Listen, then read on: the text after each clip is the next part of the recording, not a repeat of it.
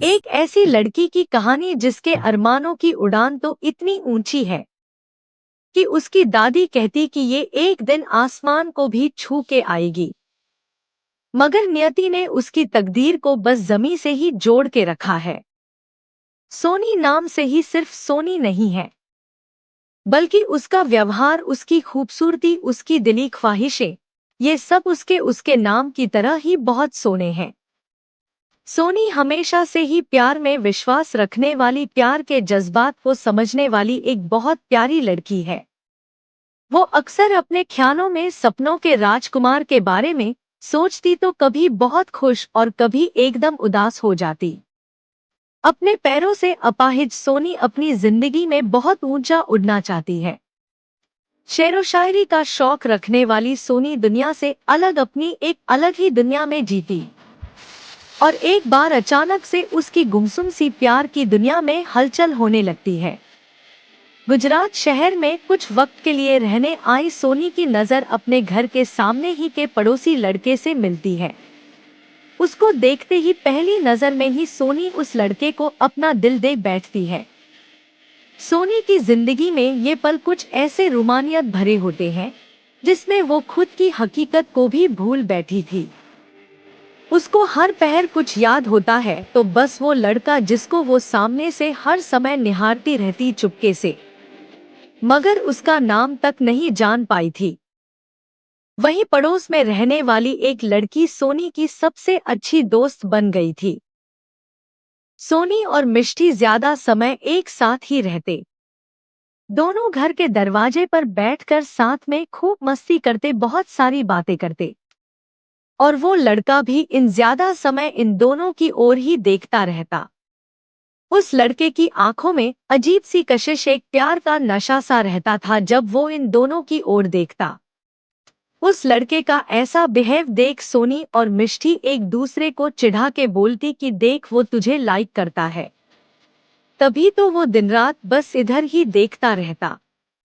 इन्हीं शरारतों और मस्तियों के बीच कई दिन गुजर गए और गुजरते दिनों के साथ सोनी के दिल में उस लड़के के लिए प्यार बढ़ता ही जाता है।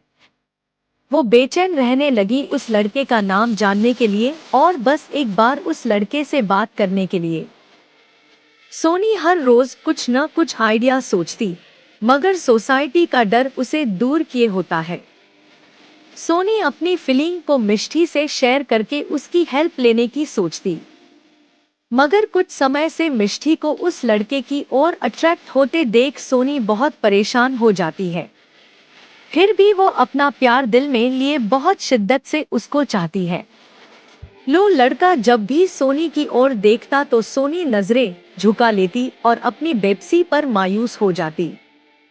अपने इश्क और अपनी जिंदगी की बेपसी के कशमकश के बीच सोनी घुलती जा रही होती है कि एक दिन वो लड़का मिष्टी और सोनी के सामने अपना नंबर चुपचाप से फेंक के चला जाता है। सोनी ये देख बेहद खुश हो जाती है।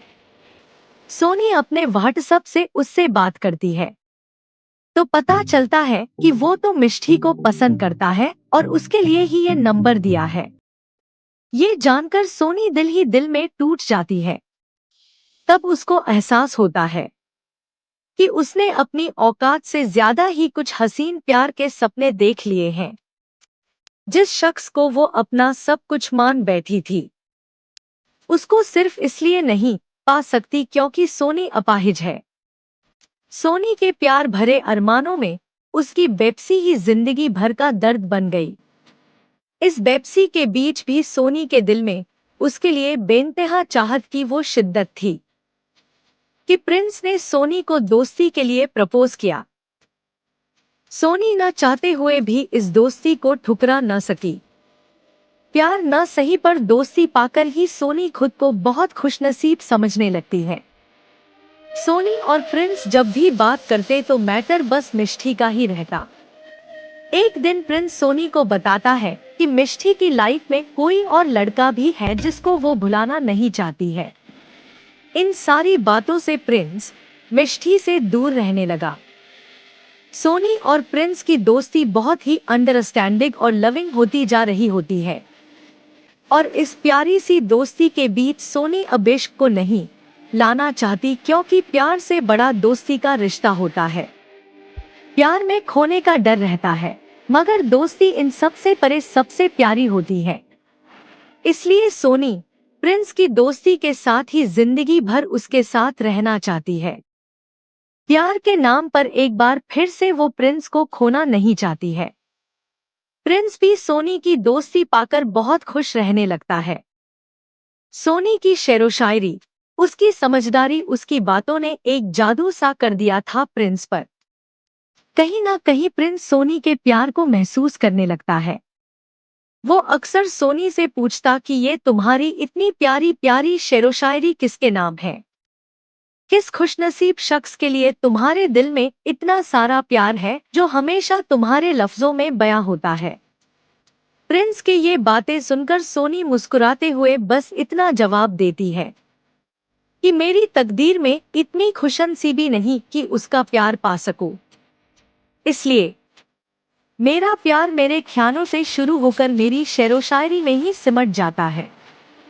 सोनी के प्यार की गहराई वाली बातों में प्रिंस एकटक होकर बोलता है कि तुम प्यार को इतनी शिद्दत से समझने वाली इतना क्यों नहीं समझती कि राधा कृष्ण का निस्वार्थ प्रेम पूरी तरह से एक दूसरे को समर्पित है।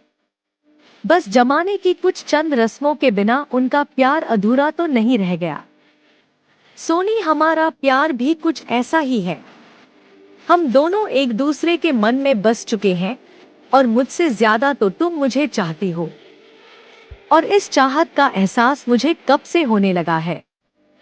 और अभी भी तुम अगर हमारे प्यार को सिर्फ इसलिए बंदिशों में रखोगी कि शायद हम कभी एक नहीं हो सकते, तो ये गलत होगा, क्योंकि हम मन से एक हो चुके हैं।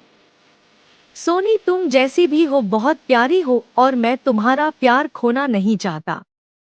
जितना प्यार मैं मेरे मम्मी पापा से करता हूँ, उतना ही तुमसे भी, और तुम दोनों में से किसी एक को चुनना मुमकिन नहीं मेरे लिए।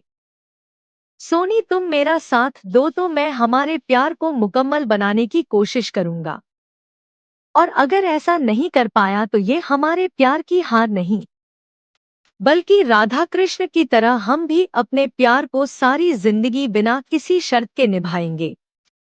प्रिंस की इन बातों में सोनी एक बार फिर से अपना दिल हार बैठती है और उसको खोने व पाने की उम्मीद के पार अपने प्यार को अपने प्रिंस के नाम कर देती है सारी जिंदगी के लिए। दोस्तों, ये कहानी आपको कैसी लगी? अगर अच्छी लगी हो तो लाइक, शेयर और सब्सक्राइब कर देना।